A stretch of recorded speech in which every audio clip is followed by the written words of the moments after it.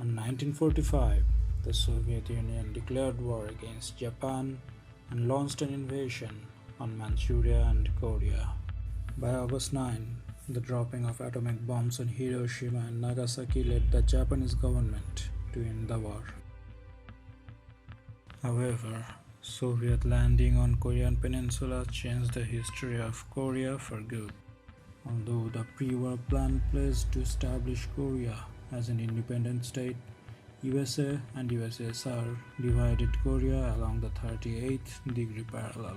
The United States supported the South and the Soviets supported the North. On June 1950, North Korea launched a surprise attack on South Korea. However, the South received aid from the UN led by the US troops, and the North soon received aid from China. The war lasted 3 years, and although the attempt failed, the two countries maintained armies along the borders. During the Cold Wars, Korea faced a new kind of threat. With both superpowers possessing nuclear weapons, neither side could aim for total victory, as the threat of an escalation to an all-out nuclear war was imminent. The war saw the rise of China as a significant military. In the early 1970s, North and South Korea were roughly equal in terms of economic output. And the divergent politics of North and South has shaped differences in the Koreans and for the world. Gradual threat by others now tensed North Korea. The urgency of security led the Kim regime to desire for nuclear weapons. But this led to another problem altogether.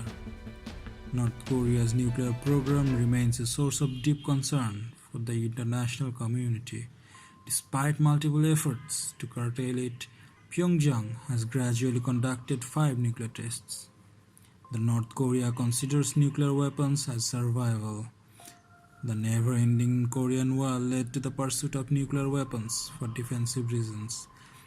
North Korean weapons supposedly are neither aimed at US or South Korea, but aimed at fortifying their national security and to safeguard national ideology. The other important aspect is to convince the United States, which will seek a strategy to bring regime change, as it did with Libya and Iraq. So nuclear weapons are regarded as Kim's insurance against such attempt. In the 1960s, when North Korea was a close ally to the Soviet Union, Soviet leaders transferred nuclear technologies to develop nuclear energy program. A gradual changing dynamic led North Korea to start a nuclear pursuit, and finally succeeding in 2006. North Korea withdrew from the Nuclear Non-Proliferation Treaty and later continued the missile tests in 2006. In present-day scenario, the Trump administration is much more difficult to handle. The frequent testing of Hwasong 15 has been going on. This is North Korea's furthest reaching intercontinental ballistic missile, or shortly known as ICBM, that could theoretically travel about 13,000 kilometers. Nuclear-armed Korea became a threat for its Asian neighbors and for the United States as well. So the concern of the world powers shifted for the denuclearization of Korean Peninsula. But 2018 approach isn't the first one. The first approach to denuclearize the Korea took place in 2003 with the establishment of six-party talks as global approach. The six-party talks continued till 2009 but failed to gain initial progress due to the United States' reluctance to engage with North Korea. The missile test over Japan and missile tests near US military base Guam has posed the threat of an attack on the US mainland. This has led to the rise of tension once again. Soon after, both Kim and Trump started attacking each other personally. Will someone from his depleted and food-starved regime please inform him that I, too, have a nuclear button, but it is a much bigger and more powerful one than his, and my button works. Your thoughts, Congressman?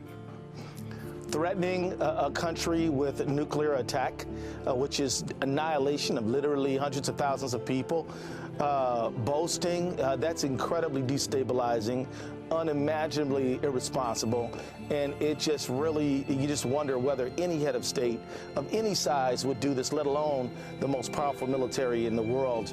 I mean, it really is shocking, but shocking for Trump is just, I don't know, Tuesday. In the meantime, we got a drama that transformed an imminent war into a peace process. The recent peace effort made by both counterparts of Korea can be traced back from the Winter Olympics that took place in February 2018.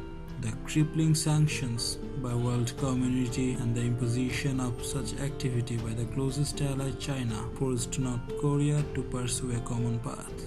With a view to pacifying the relation, North Korea took the decision to participate in Winter Olympics at the very last moment. The Olympics included symbols of inter-Korean reconciliation, from the two national teams walking into the opening ceremony under a unification flag to the joint efforts of combined women's hockey team, to moving performances of the unofficial inter-Korean anthem. Here, USA and North Korea started their effort to bring peaceful solution by sharing chairs side by side at the stadium. The Winter Olympics had a positive effect on the ongoing peace process. On first week of April 2018, North Korean leader Kim Jong-un visited China to ensure support from his closest ally ahead of upcoming summits with South Korea and the US. Kim met with Chinese President Xi Jinping and other high-ranking officials in Beijing.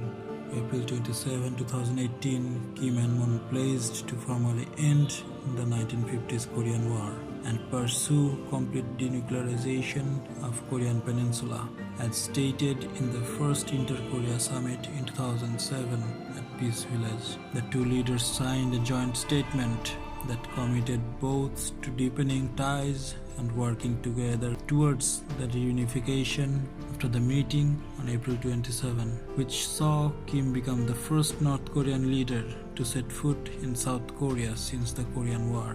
Kim had never met a foreign leader since he took power in 2011. Ahead of a planned meeting between Kim and Trump in Singapore on June 12, North Korea has already offered goodwill. 3 Americans formerly held hostage in North Korea has been freed in Kim's meeting with US Secretary of the States Mike Pompeo. North Korea announced to begin dismantling its nuclear test sites in a ceremony set to take place between 23 to 25 May. In the meantime, Trump's decision to scrape Iran nuclear deals directed skepticism and credibility of US. If you're the North Korean government, and especially if you're Kim Jong-un, and you're watching what just happened with the Iran deal, why would you believe that if you struck a deal with President Trump, that the next president would stick to it? If you've just seen, literally, the United States tear up the previous deal they'd signed with the country to get that country to give up its nuclear program. Also, Kim regime has never clearly mentioned its intention to give up nuke, rather it has said their mission has completed. On the other side, Trump with its allies insisted in complete denuclearization of Korean Peninsula. So it's critical to formulate any peace policy for Korean Peninsula so early and to predict splendid success.